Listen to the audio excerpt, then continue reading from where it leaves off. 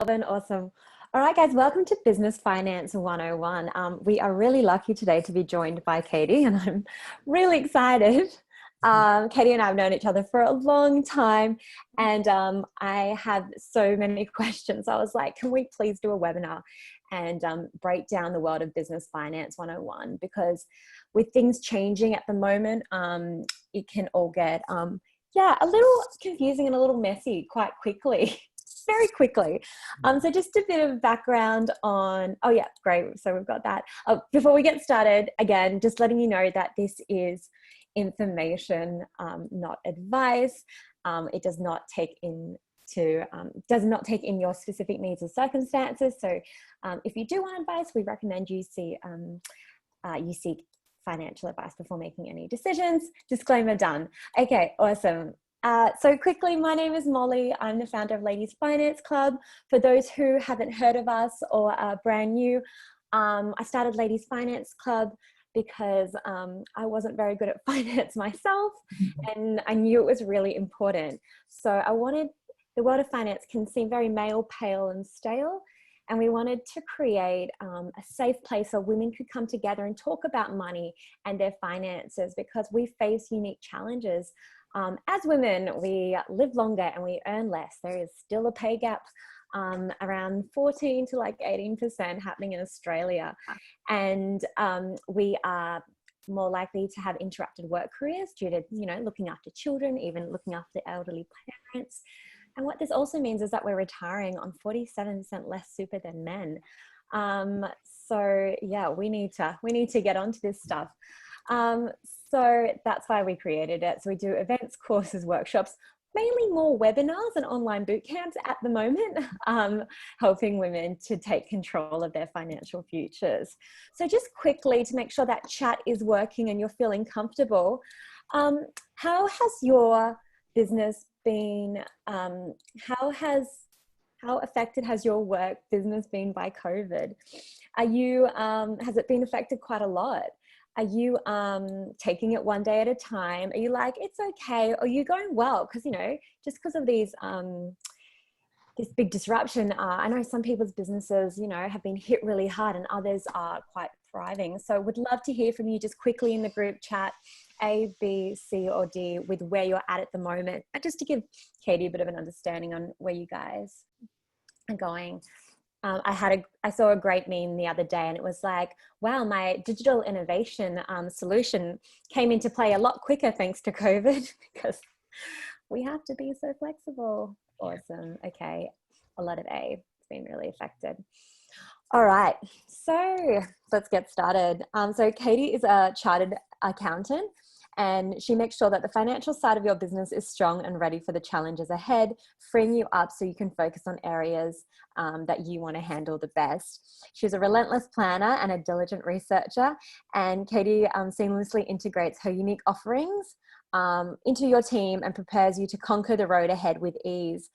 She prides herself in partnering closely with owners and senior executives, having a deep understanding of their business activities and objectives, and assisting them in achieving their timely and successful outcomes. And Katie, would love to hear just a little bit more about your experience as well before we hand over to you. Yeah, perfect. So hi, everybody. As Molly mentioned, my name's Katie Bryan. I have a boutique accounting and advisory firm in Melbourne. It's me and 7 teammates, which is awesome. And we really specialise in helping female founders to, I guess, initially structure their businesses, whether it be a side gig or a full-blown quitting my full-time job, getting right into it sort of business. So structuring it from the beginning, making sure that the structure that you choose is correct, that you've got all your accounting systems set up and ready to run from the very beginning, and then helping you along the way throughout your journey in regards to all things tax, which is really boring, but then the more exciting stuff where how do you price your services and when do you hire your next employee and that sort of thing. So I work with a range of industries, including, but definitely not limited to, e-commerce, fashion, marketing and social media, all sorts of different industries. and have a broad range of experience in all the different areas to enable me to, I guess, advise each client in their specific needs. So I guess at the moment, more than ever, running a small business is incredibly difficult. And there's a few main components with that. And I mean, running a small business is always hard. Business is very complicated. There seems to be a constant lack, I guess, of cash, and it's really hard to gain access to funding. The banks don't, I know in Australia at the moment, I don't know if any of you seen, but there was recently a grant that had been released specifically targeting female founders. And the reason behind that grant was because the government had discovered that it was actually a lot harder for a woman to gain access to funding to fund their business as compared to men, I guess. It was a lot harder to find investors in the business. It was a lot harder to get banks to talk to you and take you seriously.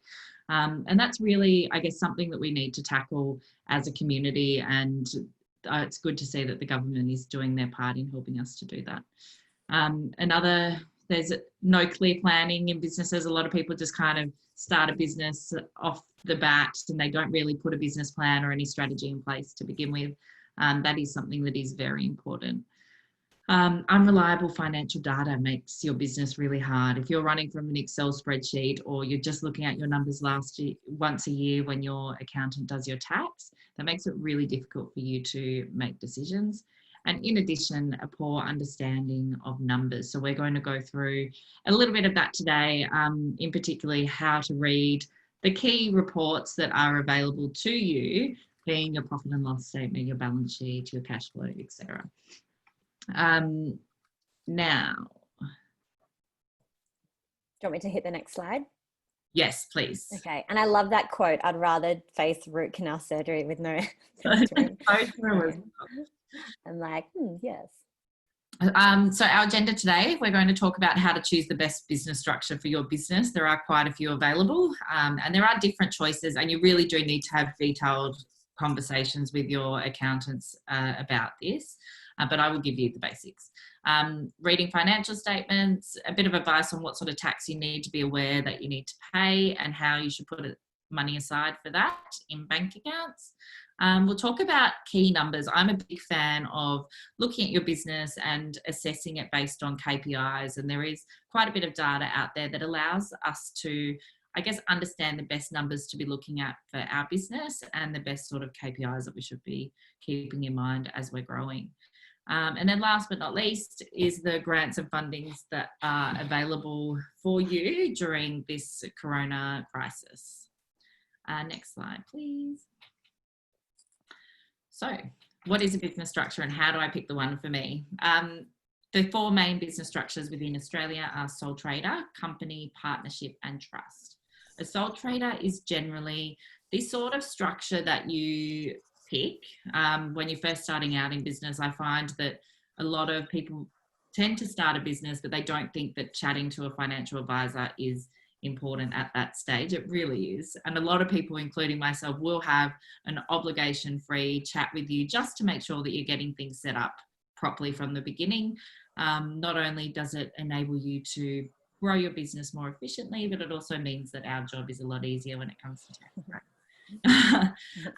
So a sole trader, all you need to do is jump online and register an ABN, which I think is why it seems so attractive to people when they're starting. Unfortunately, it doesn't provide you any protection in terms of risk. If someone sues you, they sue you personally, and therefore if you do have assets, a house, that sort of thing, you aren't really getting any protection there. There also is really high tax rates as an individual as compared to a different structure such as a company.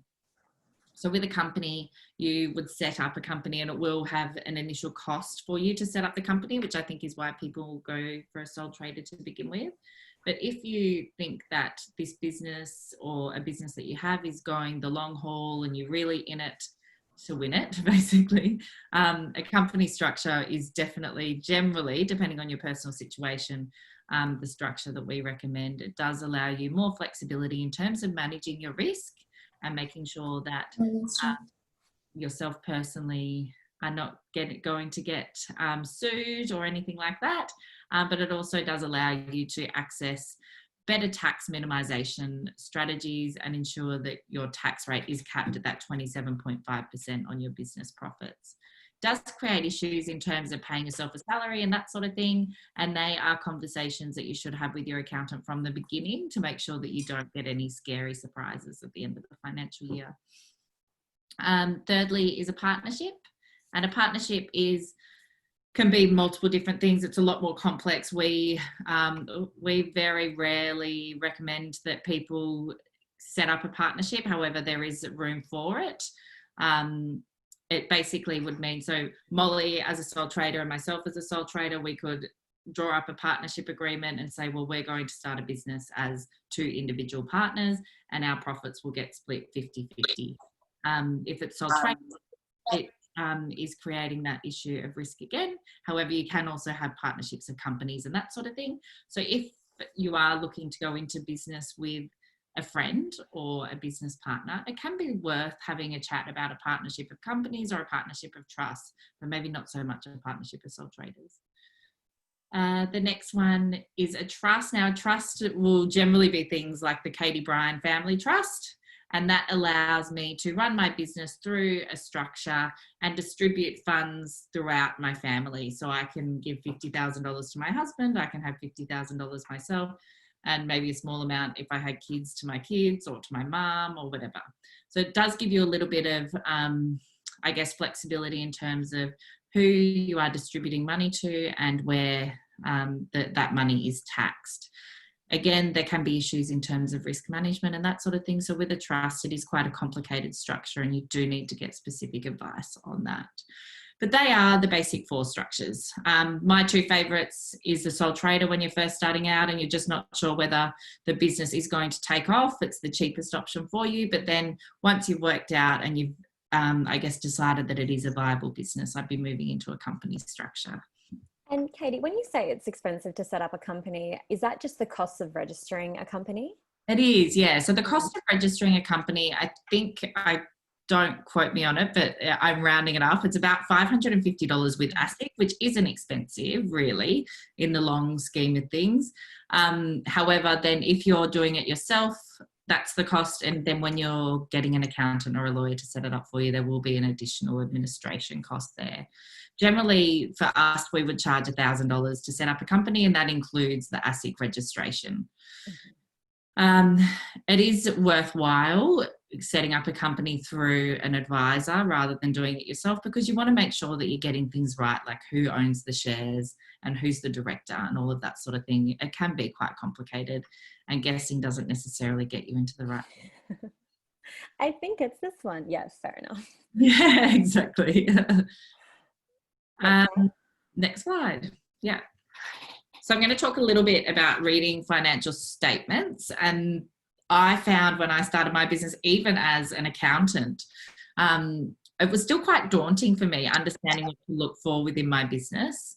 For each business, depending on what your industry is and that sort of thing, there are key areas that will be more relevant to you than other. But I just want to give you, I guess, a high level review of what each statement will show you. I find a lot of people look at their profit and loss a lot, but they don't look at their cash flow and they don't look at their balance sheet. So we all know what a profit and loss looks like, but do we know what it means? Profit and loss basically shows you a summary of your business's transactions for a period. So for example, I can look at my last week's sales and expenses, or I can look at my last year's sales and expenses. And I can also compare it to prior periods as well. Profit or P&Ls are prepared for a business manager generally, and they're quite frequently used to make decisions off.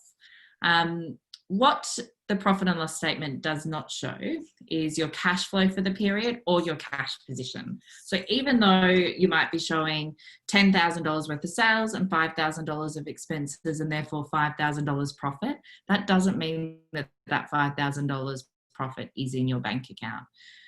there could be things like you've got money owing to you that won't be reflected in your profit and loss. So it could be that you, as the business owner, you already took that money out as drawings, and that also won't be reflected in your profit and loss. So basically, as a result, the profit and loss does not show you how well off your business is.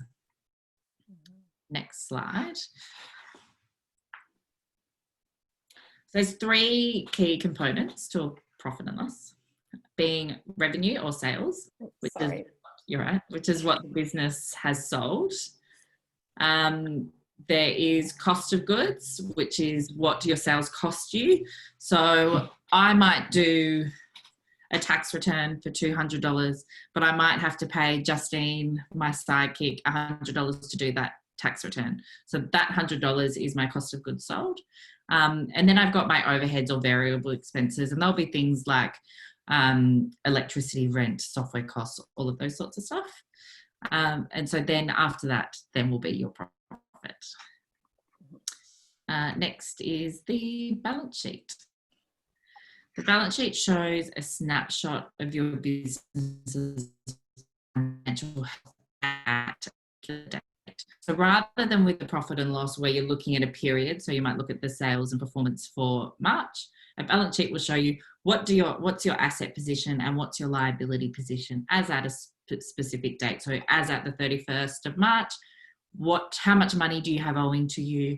What do you owe people? What is the balance of the cash in your bank account? How much money have I, as an owner, taken out of the business, but not necessarily converted to salaries and wages? It will show you those sorts of things. What it doesn't show you is the market value of your assets. So it could be that you buy a laptop and that laptop costs you $2,000.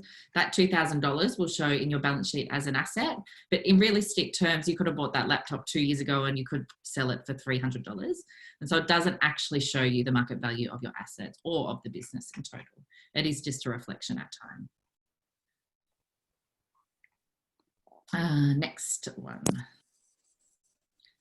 So basic overview is your assets include everything that your company owns. So such as cash, inventory or your stock, any equipment, motor vehicles, that sort of thing.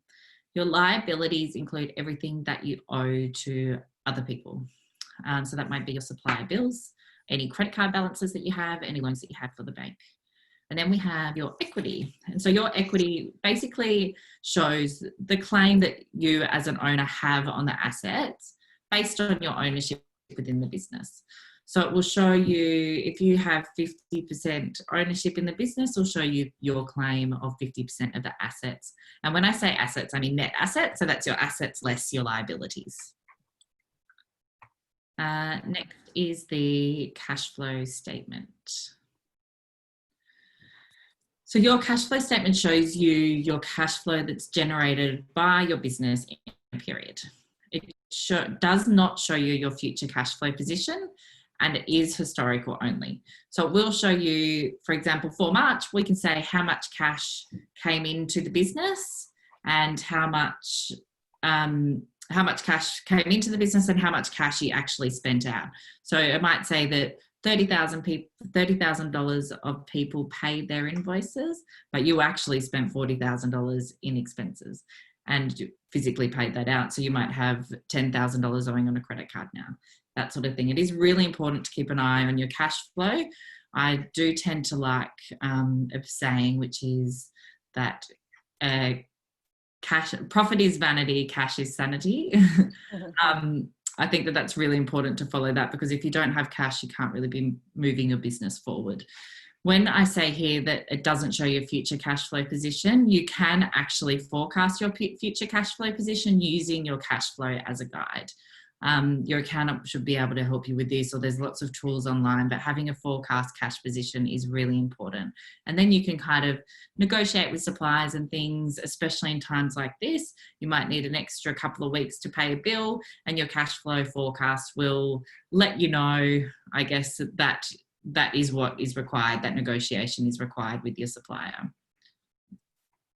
And on Xero, the software, does that allow you to find all those main key, kind of the balance sheet, the cash flow? Does that have that all in there? Absolutely. So Xero is really great in terms of enabling you to have that data at your fingertips. So if you go into Xero, and I believe it's accounting at the top and then reports, you'll have so many reports. So your balance sheet, your cash flow, and your profit and loss will all be in there and easy to find. There'll be heaps of other reports, but I wouldn't play with them because they're the other three other ones that you really need to understand and need to know. So if you do pull a profit and loss or a balance sheet for your business, and there is something on there that you don't quite understand, just reach out either to myself or to your own financial advisor and just ask them for clarification. It is so important that us as business owners understand how to read those important reports. Right. Now, in saying that, there are super important ways to manage your cash. So firstly, regular reconciliations. So you can pull a report from Xero, but it might not be correct unless your reconciliations are up to date. So if you're pulling a profit and loss from your Xero file, you want to make sure that if you want to know what your sales and expenses were for March, that all your reconciliations are done for March. Otherwise, it won't be an accurate reflection of where you're actually at. Other ways to manage your cash is to pay your bills accurately and on time. So using your accounting system to do this, again, can avoid double payment of bills or paying the wrong amounts. Most accounting systems, cloud-based accounting systems these days, they'll actually alert you if you enter the same bill in twice, or if the amount is incorrect, you'll be able to see and compare to the bill. Planning profit. So nothing is more important to a business owner than profits. Yet many business owners don't take the time to plan their profit expectations at the beginning of each year. So basically, they have no way to gauge how well their business has done throughout the year. And businesses really should be using budgeting to tackle this. So we are now in April. That's crazy. Now in April, and we've got May and June left of this year. So if you have time, take an hour or two and sit down and build out a budget for next year. Put some plans in place as to what you're going to bill in July and what you're going to bill in December, and do it for each month. And what that does is it really gives you some clear targets that you're aiming for. I think you'll find that you'll feel a lot more motivated, a lot more invigorating when you have some KPIs, I guess, to reach for. And Katie, if you're a brand new business and you're like, I don't know, how long's a piece of string? So do you just kind of like make it up, or do you just like guess? I think so with a lot of our clients, we will recommend like a low, a medium and a high scenario. And I recommend any new business doing that. And generally I'd base it on, so if you're selling a product, base it on, all right, so if we sell 10 products, this is what our sales will be. If we sell 50 products, this is what our sales will be. And kind of build it over that. And then I think it gives you a really good idea as to the nitty gritty of how to actually get to those targets. You can go, yes, I sold 7 products today. That's amazing. I've only got 3 more. The other thing as well is, if you're a service-based business and you have packages in place, work out how many times or new clients you need to sell that bronze, gold or silver package to for you to get to your targets. It really is so hard. And I guess when you're first starting your business, you really do need to be very mindful. You don't want to, I guess, under budget for yourself and then kind of not really have anything to reach for, but you also don't want to over set goals too high that you're then feeling really dissatisfied and like you're not achieving what you want. Any step forward is a step forward, and that's important to understand. So the next is budget versus actuals. So keeping a careful watch on the budget that we just spoke about can help you to reflect on what's actually happening in your business and help you meet your profit goals. It's really easy for people to talk about their sales goals and those sorts of things, but at the end of the day, your profit goal really is the most important. Without your profit, you don't have any cash and your business can't grow. So as with our profits, which we're talking about planning above, take time to develop these expectations throughout the year so that you really want to reflect I guess on a monthly or quarterly basis, go back and revisit your budget and say, okay, well, we missed the mark in July. So should we reforecast the rest of the year to be more in line with our expectations? Either we grew faster than we thought we were going to be, or we didn't grow as fast as we wanted to, or my expenses blew out because I didn't realize how expensive this was going to be. But those sorts of things, just because you do a budget now for next year doesn't mean that that budget is set in stone for the rest of the year. You can rebudget and plan and correct them as you go along. Great. And just 2 quick questions. And ladies, if you have questions, please use the group chat, and we'll also have question time at the end. So with number 1, regular reconciliations, should we be doing that weekly? Yeah. Because I do not do it weekly, and my bookkeeper's like, Molly, you got to do this weekly. So I definitely recommend doing it weekly. You can do it monthly if you like to, but I find that I'm a stickler for me to make sure that my receipts and everything are attached in my Xero file and the reconciliations are going against them. And if I leave it to the end of the month, I find that it's so much harder for me to find that receipt and to do that planning. Is that Mum? Hi, Mum. That is, she is. She didn't realise. She's like walking in. It's all right then. Yeah, so it is, I find it's easier for me to keep my finger on the pulse if I'm doing my reconciliations weekly. In addition to that, further on saying, I think in the last slide I was talking about double paying bills or paying the wrong amounts. It allows us to be able to pick those things up a lot quicker, maybe forget that we'd already paid a bill and avoid paying it again. Okay, and then just another one. So how often are we allowed to like contact our accountant? Should we be like, do we like contact, can we contact our accountants like every week, or should we have regular check-ins and meetings with them? Or is it just depends on the accountant and your relationship with them? Yeah, so I think you'll find that there's a lot of fuddy-duddy accountants out there, and if you've got a fuddy-duddy accountant, go and find yourself a cool accountant. And the cool new age accountant will have you on a fixed fee where you'll know what you're paying each month, and that will include regular catch-ups or an email hotline service, basically, where you can ask any questions that you have at any time of the day, and you don't really have to worry about having money put on the clock for that. Now, I definitely would not be afraid of reaching out to your accountant as much as you possibly can. And if you don't have a package like that in place, make sure that you do get one, because you do need to feel supported, and it can be a very lonely and daunting journey that we're on in business. So it's important that you feel like you've got someone that's providing you with the right support. Okay. So the last one that I had on that page was awareness of costs. So that's involved in purchasing the products that you sell or selling the services that you sell. It's very important that you understand these costs and understand that they can trend upwards, and a trend upwards may impact whether or not your company earns the net income that you expect. So you need to make sure that you're constantly reviewing your costs and constantly keeping that in mind as to whether you should be increasing prices or adjusting other things within your business to make up for those increases.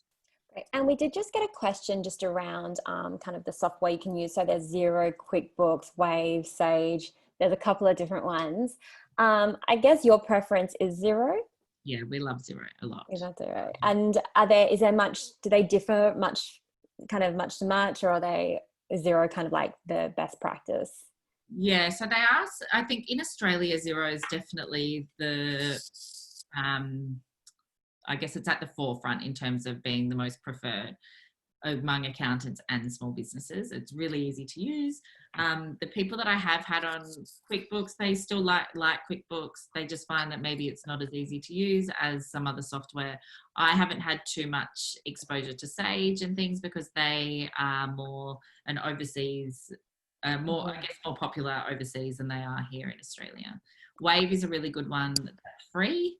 But in saying that, the QuickBooks and MyOb and Xero, they all do have different levels of services to make sure that you're only paying for what you need. Okay, great. Cool. So this is what tax is there. So there is, this is the thing that I guess a lot of my clients, I find that a lot of their anxiety comes over not understanding their tax that they need to pay and when they need to pay it, and if they have enough money put aside for it. So I thought that I'd do a quick little slide on here, just pointing out the key taxes that there are. Yes, please. We always talk this, whenever we talk about tax, always like, talk nerdy to me. Oh, yeah, totally. So the first tax that we find, I guess with income tax, you're paying income tax your whole life. It might not feel like it because you might get tax refunds in your tax return, but you are actually paying tax on your wages forever from the moment, I guess, you start earning wages. But GST is not something that we really come across until we establish a business. GST is a goods and services tax which we bill to our clients or our customers when we earn over $75,000. You can elect to be registered for GST prior to that day, and there might be some reasons behind doing that. And some reasons that I do find that people register for GST early is that maybe they've got a really expensive tech company that they're building, and there's quite a lot of GST credits that they can be claiming back. And the other reason is that they might be starting, say, a consulting business, and they've got blue chip clients and they want to appear bigger than maybe they are. So they will register from GST just to show that they are big. Now, GST, I think it's 10% on your sales, and you also get a credit on your purchases. So if you get an invoice and it has a GST component on that, that will come off any GST that you have to pay on your sales before you pay anything to the ATO. You can elect to lodge your GST on a monthly or quarterly or annual basis. And we find a lot of people do it on a quarterly basis. And then it's just about managing the GST and making sure that you're putting it aside. I think it's really important to have a mental, I guess, segmentation of the GST on your invoice. And so if you're invoicing for $10,000 and there's a GST component of $1,000, it's really good to separate in your mind the GST from your sales money and just acknowledge that that GST money is money that you're collecting on behalf of the ATO, and it's never yours to begin with. I found that once I started to make that separation in my mind, it felt so much easier to pay that money across to the ATO because, well, it was never my money to begin with. And so what I advise a lot of my clients, and you'll see my note down the bottom of the slide there in regards to having 2 bank accounts, is every time you receive payment of an invoice, take the GST component and put it in a separate account, which is called your GST account or your tax account. And that will just ensure that you've got cash flow sitting aside for that day when you do have to pay that money across. Mm-hmm. And with GST, quick question. So say I'm currently on, I'm getting close to that. So I've earned 73,000, and next time I get paid, I'm going to hit that threshold. Do you have to notify, obviously, your accountant or the ATO, or does it just does it know? No. So you definitely have to register for GST. And there is a lot of the steps that you do need to take in that respect. So either chat to your accountant or jump onto your business portal and do it on there. So the registration is quite easy, but then you need to do things like change your tax codes within Xero or whatever accounting system that you're using, change your invoice settings to make sure that you are billing for GST. So if you do get to that point where you're about to hit 75,000, just reach out to an advisor and just make sure that you're following all the steps that you need to take. Okay, cool. Now tax. So that's income tax, and your rate depends on your structure. So if you are a sole trader, your rate can go up and up and up until almost 50%. If you're a company, it's capped at 27.5%. And they're really the 2 main tax rates. So that, I've just lost my train of thought, sorry. I hit something on my computer and went, oh. Yeah, so I guess so income tax, so you would generally pay that at the end of the financial year after your accountant does your tax return or after you do your tax return for yourself. And so it's just important to kind of, if you're a sole trader, keep in mind what your tax rate is, and again, put that money aside into a tax account so that it's sitting there for you. So is that what BAS is, that quarterly? No, so BAS is your GST GST, BAS GST, and then tax. So say I was bringing in, let's keep it easy. Let's keep this on as easy. 1,000 a month. I would have to put 275 away for Exactly. tax. Yeah. Yeah. And so that's what I would do just to be safe. And then at the end of the day, if your expenses mean that, so just say that you spent $250 on your, $250 on your costs, I guess, out of that 1,000, then you'd only be paying 27.5% on the 750 that's remaining. But I would still put the 27.5% away on the total, because it just gives us a nice amount of savings sitting there to be able to use. So if you can put the whole 27. Yeah, because I always hear these stories where people are like, and then I had this free tax bill that I had no idea. So I guess this is why we have that separate account, so we can just keep making sure we don't have that freak out at the end of the quarter or the year. Yeah, exactly. And that's the most simple way to do it. If you put aside your 10% when that money comes in on an invoice, then put aside that 27.5% as well. So you're putting away 37.5. It does sound really high. Then you'll be sorted basically at the end of the financial year, and you won't get bill shock. And do you think it's even worth having a tax account then a GST account as well within your bank, just to keep those really separate, or it doesn't really matter as much? Yeah, you can. And I find a lot of people, because they want to visually, they work a lot better if they have separate buckets for separate expenses. That definitely can work. So it really just depends on how your brain works. Okay. Now, then you have your pay-as-you-go withholding, or your PAYGW. That is also paid in your BAS with your GST. And that's tax on any wages. So that can be a wage that you pay yourself or a wage that you pay employees.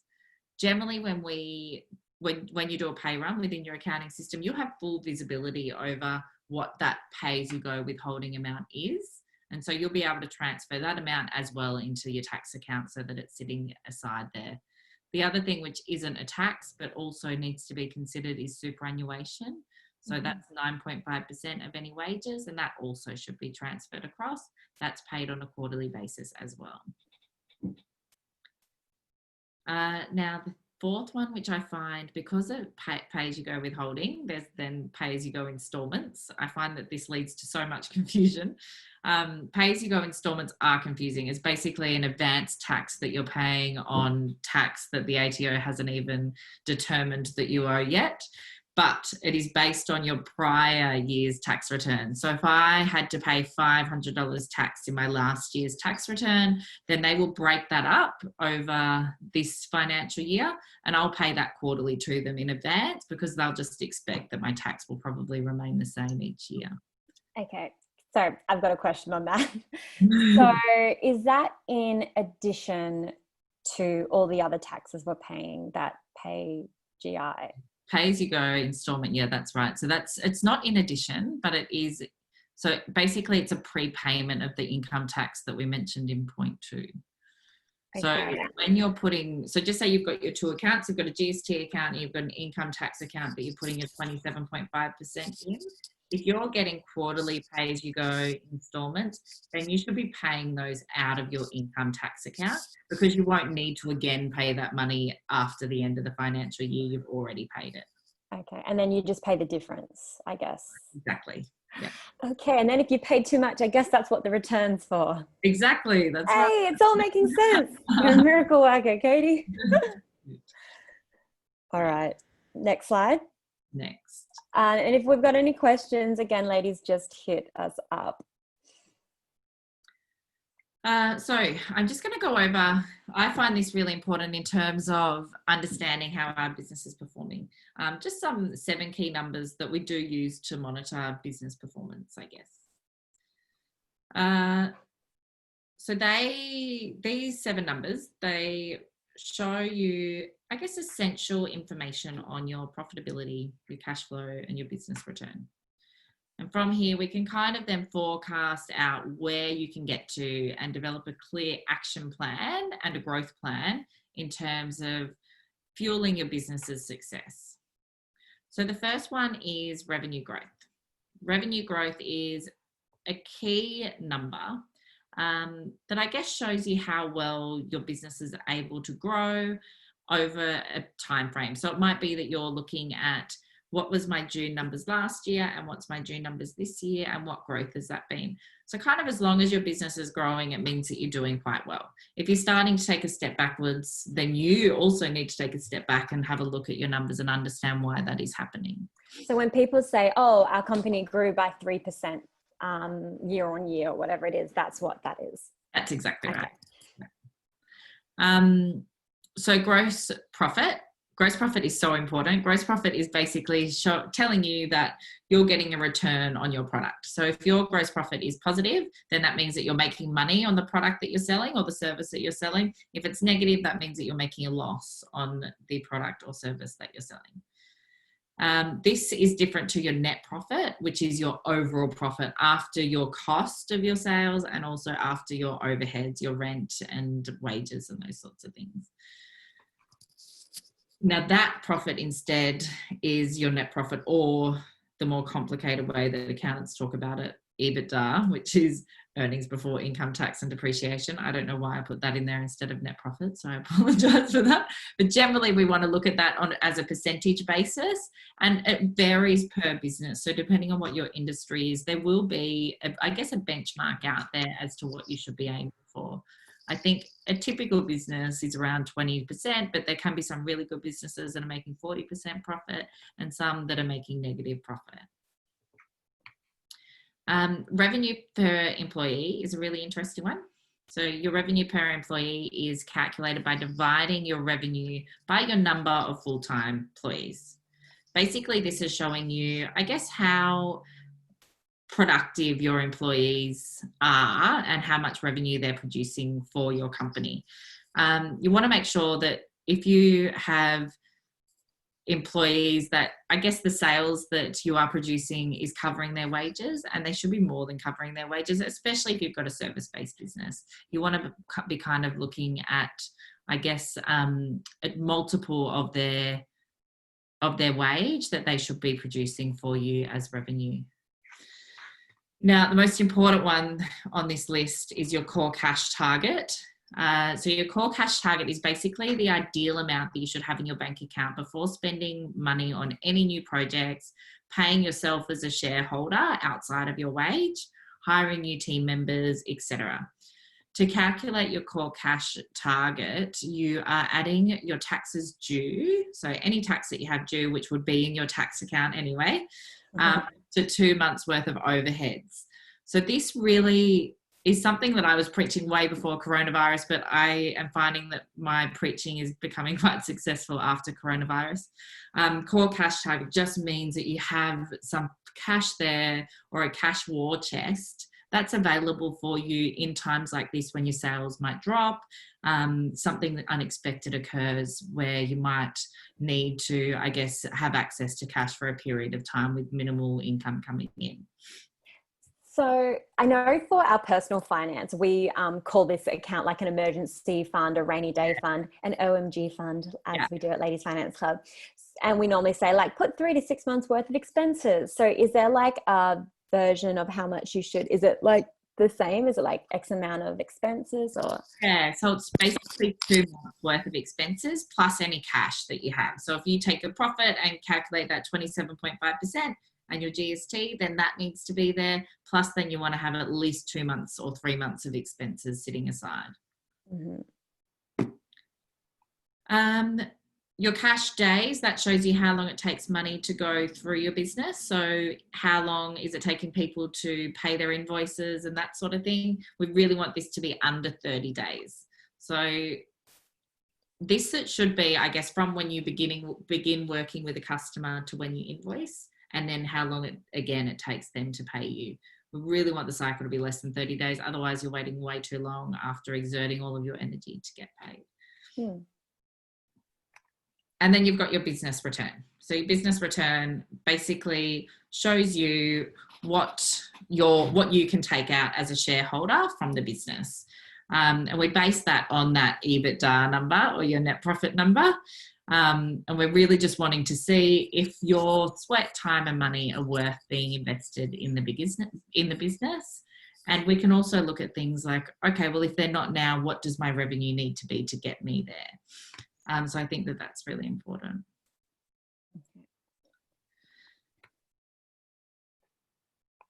Next is, how do we get more money from your business? So the most frequent comment that I get when meeting a new client is, how can I increase my sales? Mm-hmm. And then I ask why, and the answer is always to increase profits. The stupid is generally left unsaid. So that's the real reason, to increase profits, and it's perfectly understandable. But is increasing sales the quickest and easiest way to do this? There's 3 options to increase sales. Your existing customers buy more, you find new customers, or you introduce a new product or service. When we're talking about existing customers buying more, how can you convince the person who bought something from you a year ago to come back and do this again this year? They might be spreading the love around. If they need a new accessory, are they coming back to you, or is there someone more convenient or more exciting that they're going to? How can you make sure that your brand is constantly out there in the market so that you are getting these repeat customers? To find new customers. Most customers have existing suppliers, so you need a really good reason for someone to drop their current supplier and move on to you. This requires significant investment in the form of a marketing plan, and sometimes it can be not so viable when we're starting out a new business. Introducing new products and services is the third one that I mentioned. There'll be a significant amount of time doing some market research and viability testing and that sort of thing.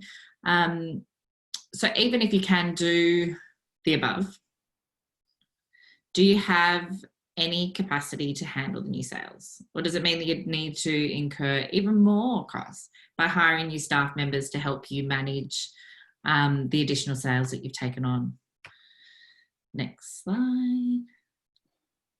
Instead of increasing sales, is it easier to increase your gross profit margin, and what is the impact? So this is more talking about, I guess, how we can increase what is coming back to you as a business owner in different ways than just focusing on your sales, and how important it really is to have a look at this. So I just want to talk about ABC, P2 Ltd, who wants to increase their sales by 5%. Their old sales were $250,000. Their gross profit was 87.5. So that's their profit after their cost of whatever their product is, which gives them a gross profit margin of 35%. They then have expenses of $62,500 with a net profit of 10% or $25,000. Now they've increased their sales, but as a result of increasing their sales, their gross profit their cost of their sales has also gone up. So their gross profit margin, it just stays the same. Their expenses also stay the same. Their net profit goes up slightly based on their margin within their gross profit. So overall, they have an increase of 1%. If we have a look at the next example,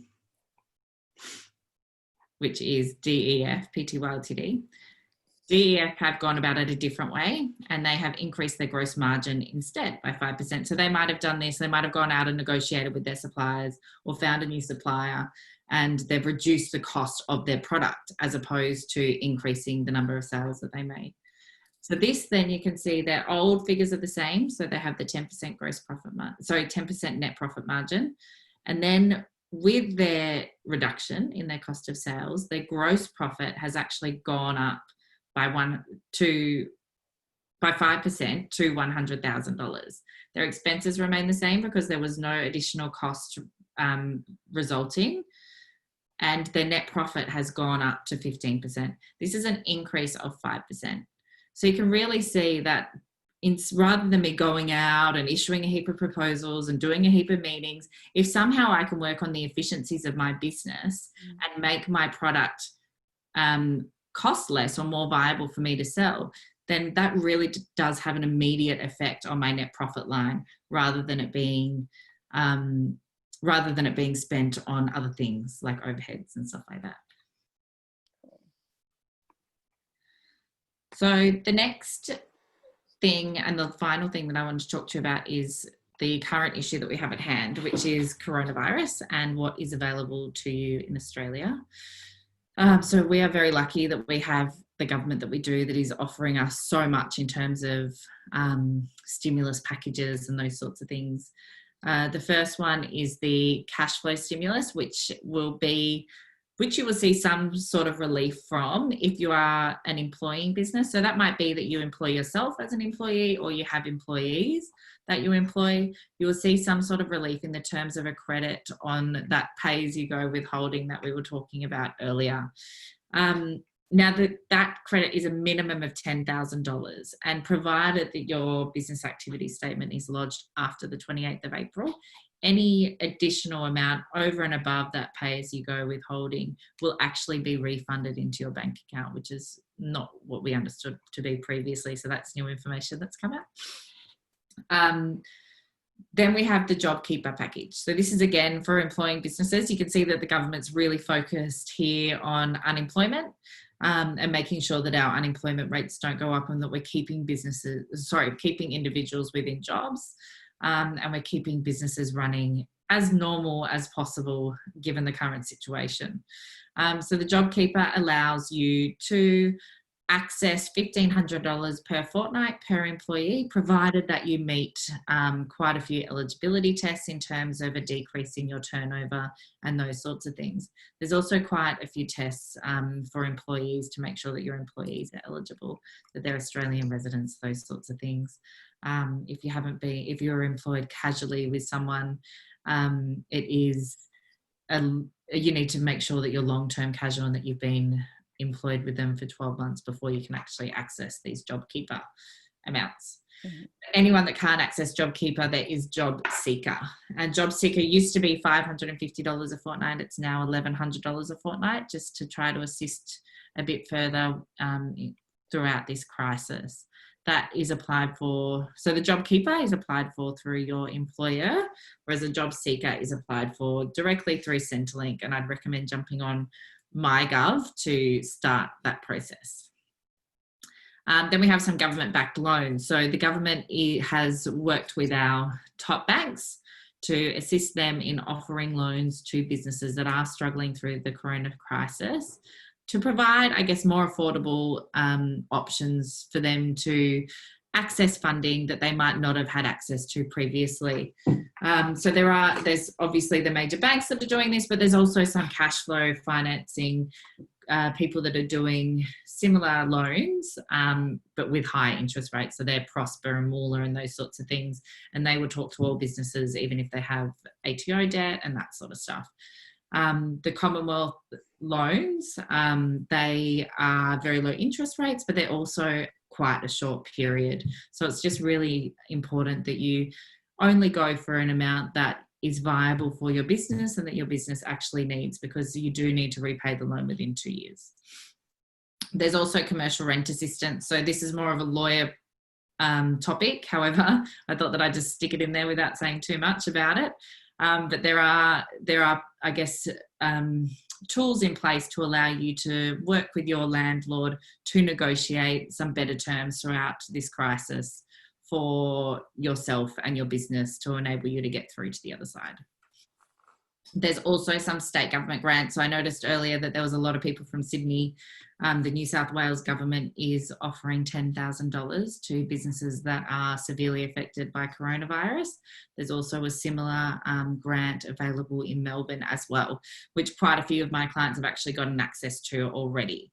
So if you think that you might be, you might need an extra grant or an extra cash flow boost to help your business throughout this, jump onto your local government website and just have a look at what options might be available for you. I think Queensland's doing loans rather than grants, but there is quite a lot on offer out there. Yeah. Okay, fantastic. Thank you so much, Katie. That was literally business finance 101. So thank you so much. I'd love to hear from the ladies online at the moment. Having heard all of that about what kind of the key numbers are, where do you feel with like 1 being like, oh God, I've got a lot of work, to 10, yeah, I'm pretty much, I could probably tell you kind of roughly what each of my key numbers are. Where do you and your business sit? Are you at like 1, like 3, or like 5, or are you more at like 8, 9? Because I know for me, I've got probably a little bit of work to do. Yeah. No problem, Molly. Thanks for coming. Great. Katie, I just wanted to ask a quick question. That's all right. Yeah. Yeah. Can you hear me? So I'm looking at starting something up, and I just wondered how long you should be sort of thinking about that period before you're making profit. So when you're looking at doing those forecasts of what profit could potentially be, what do you tend to see with startups before they're making a return? So it really is like a pie in the sky sort of thing. Yeah. It depends on your business. There can be some businesses that don't make a profit for 5 or 6 years. There can be other businesses that will be making profit within a month. I think that the key first step would be to calculate your break-even point, and there are some really cool tools online that will help you do that. And then that will give you a bit of an idea as to what sort of sales you need to start at least getting to 0 as your net profit, and then you get from there. And that just really puts some goals and some targets in place for you to work towards. Okay, perfect. And how much would you recommend putting aside for ongoing admin costs in the first year, if you're thinking about everything, including an accountant and everything else that you need to pay for from just that maybe admin perspective? Is that something that you say to your clients, right, you need 20,000 or whatever it is? Yeah, so there'll be different costs associated. So there'll be your startup costs. So there will be the costs like, setting up a company, if that's the path that you decide to go down, getting some Xero training or accounting software training. They're probably more of a startup cost rather than an ongoing cost.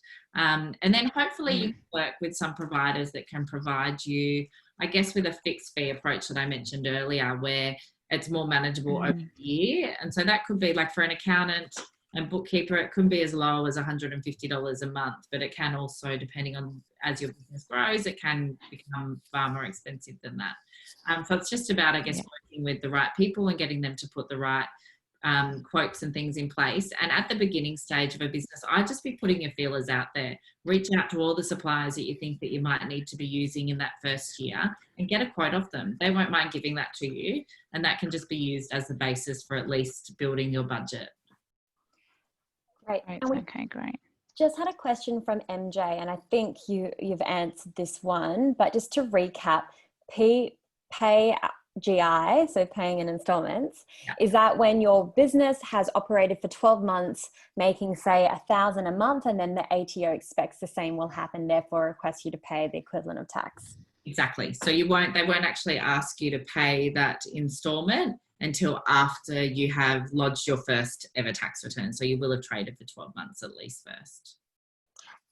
And that takes us to exactly 3 o'clock. So for anyone who wants to get in contact with Katie, her details are on the screen, and I'll also put them into the email that we send afterwards. Thank you so much, Katie, for being so generous with all your amazing knowledge and sharing all that information. And just like when it comes to business finance, for me, it's just like this whole new world that I try and I fight, but I'm learning more and more that it is so important, and it is literally the bones of your business, because if you're not making money, you are a charity, and we do not want to be a charity. We want to be making profit, and that's why we go into business. Just really quickly, were there any other questions before we close? Just one, if you've got the time, Katie. When you're thinking about investors, and I'm not sure if this is something that you do with your clients, is there something, obviously profit's one of the things that they want to see on the books, but what are the things that they're really going to be looking for in terms of financials?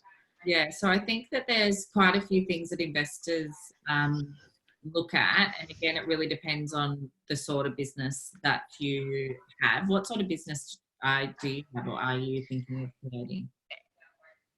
It's going to be a service in the travel industry. Okay, cool. So they're going to be when we're allowed out of the house.